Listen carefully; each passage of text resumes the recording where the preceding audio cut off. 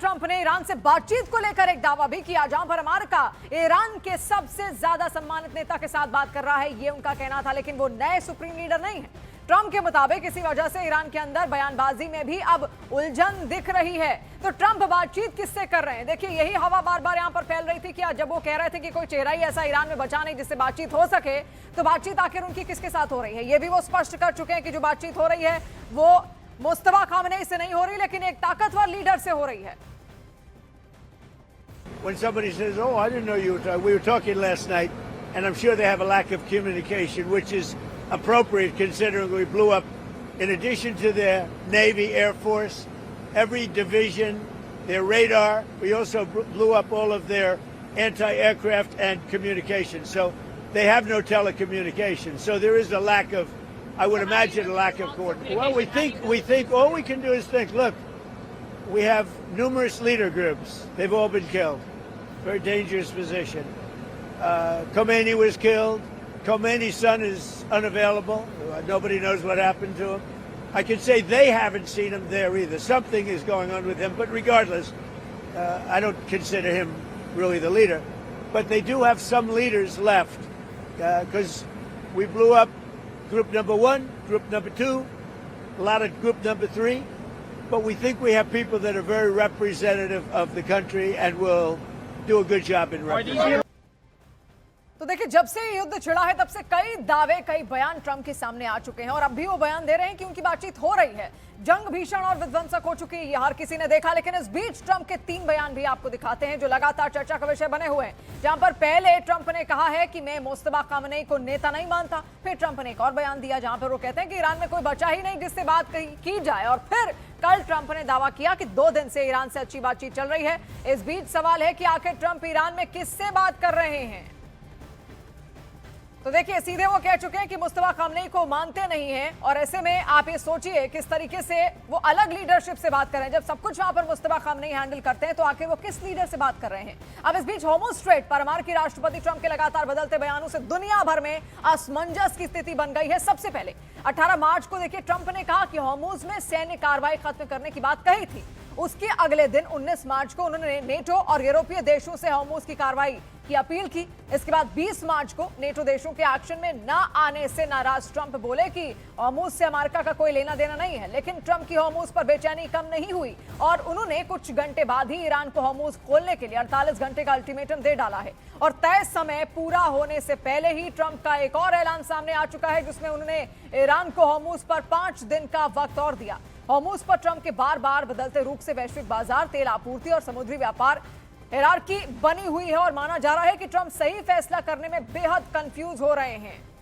और देखिए, क्योंकि ट्रंप ने जो बयान दिया उसमें उन्होंने अयातुल्ला का जिक्र किया है। अब सवाल है कि आखिर ईरान में ट्रंप का अयातुल्ला कौन है जिससे वो बातचीत कर रहे हैं? What about the Strait of Hormuz? Who's going to be in control of that? That'll be opened very soon if this works. How soon? And who's in control of it? Will Iran still be able to control the flow of oil? Be jointly controlled. By who? Maybe me. Maybe me. You want the United States to be in Me control? and the Ayatollah, whoever the Ayatollah is, whoever the next Ayatollah. Look, and there'll also be a form of a very serious form of a regime change. Now, in all fairness, everybody's been killed from the regime. They're really starting off. There's automatically a regime change. But we're dealing with some people that I find to be very reasonable, very solid. The people within know who they are. They're very respected. And maybe one of them will be exactly what we're looking for. Look at Venezuela, how well that's working out. We are doing so well in Venezuela with oil and with the relationship between the president-elect and us. And maybe we find somebody like that in Iran. हालांकि Trump ने देखिए दावा किया कि उनकी Iran से अच्छी बातचीत चल रही है। इसको ईरान के स्पीकर मोहम्मद बगैर गलीबाफ ने खारिज कर दिया है। उन्होंने कहा है कि अमेरिका से हमारी यानी ईरान की कोई बातचीत ही नहीं हुई है। इस बीच ट्रंप ने यह भी दावा किया कि हम ईरान के एक शीर्ष नेता के संपर्क में हैं, जिस पर ईरान ने दावा किया कि ऐसा कुछ भी नहीं है। ट्रंप केवल बाजार में संतुलन बनाए रखने के लिए इस तरह के बयान दे रहे हैं। तो आप देखिए तरह तरह की बातचीत और बयान यहां पर निकलकर सामने ट्रंप की बार बार आ रहे हैं। फिलहाल 5 दिन का वॉर ब्रेक यहां पर है जैसा ट्रंप ने कहा, और उनके बयान का असर दिखना भी शुरू हो चुका है। दुनिया भर के शेयर बाजारों में जबरदस्त तेजी आई, कच्चे तेल की कीमतें अचानक से नीचे गिरी, और इन सब के बीच ट्रंप ने ऐलान किया कि अगले 5 दिन तक ईरान के पावर प्लांट पर हमले नहीं होंगे। लेकिन सबसे बड़ा सवाल यही है कि क्या हॉर्मुज स्ट्रेट खुलेगा, और क्या ट्रंप ने नेतन्याहू को विश्वास में लेकर युद्ध ब्रेक का ऐलान किया, क्योंकि नेतन्याहू बिल्कुल भी नहीं चाहेंगे कि ईरान को हराए बिना युद्ध बीच में ही रोक दिया जाए। इजराइल वो ईरान को अपना सबसे बड़ा दुश्मन मानता है। ऐसे में सवाल उठता है कि क्या ट्रंप ने नेतन्याहू से बातचीत के बाद ही ईरान पर 5 दिन का ब्रेक लिया है या फिर नहीं।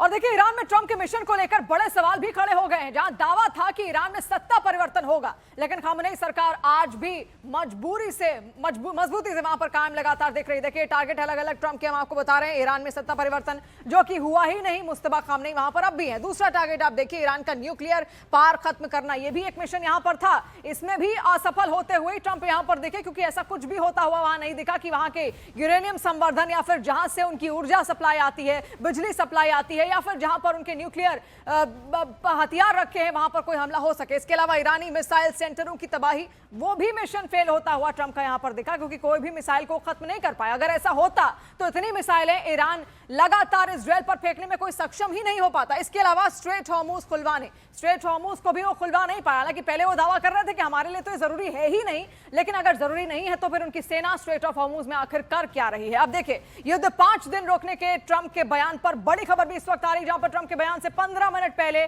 तेल में बड़ा निवेश यहां पर हुआ और करीब 5,413 करोड़ के तेल के सौदे यहां पर खरीदे गए। तेल की कीमतें गिरने से अमेरिकी बाजार में बड़ी बढ़त यहां पर देखने को मिली है। फाइनेंशियल टाइम्स की रिपोर्ट में बड़ा दावा भी निकलकर सामने आया है। बड़ी खबर हम आपको बता रहे हैं।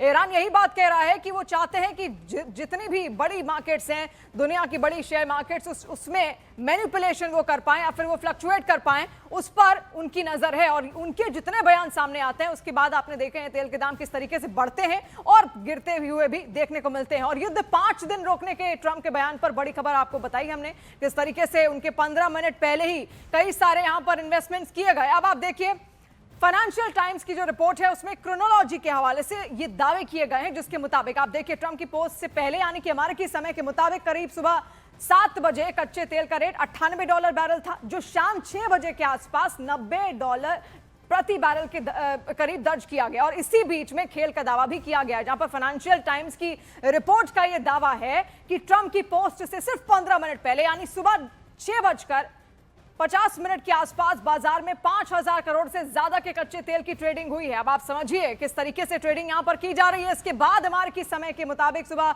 7:04 पर ट्रंप का एक पोस्ट आता है और ईरान से बातचीत के साथ साथ 5 दिन तक हमले रोकने का ऐलान उनकी ओर से किया जाता है। फिर ट्रंप की पोस्ट के अगले ही मिनट से देखिए बाजार में बड़ी हलचल देखने को मिलती है, कच्चे तेल के दाम गिरने लगते हैं। हालांकि बाद में ईरान इंकार करने के बाद कच्चे तेल के दाम फिर से बढ़ने यहां पर लगते हैं। तो आप समझिए यही है मैनिपुलेशन, जिस तरीके से शेयर बाजार यहां पर मैनिपुलेट हो रहा है। ईरान यही दावे यहां पर करता हुआ दिख रहा है। अभी 8 अलग अलग तस्वीरें आप देखिए।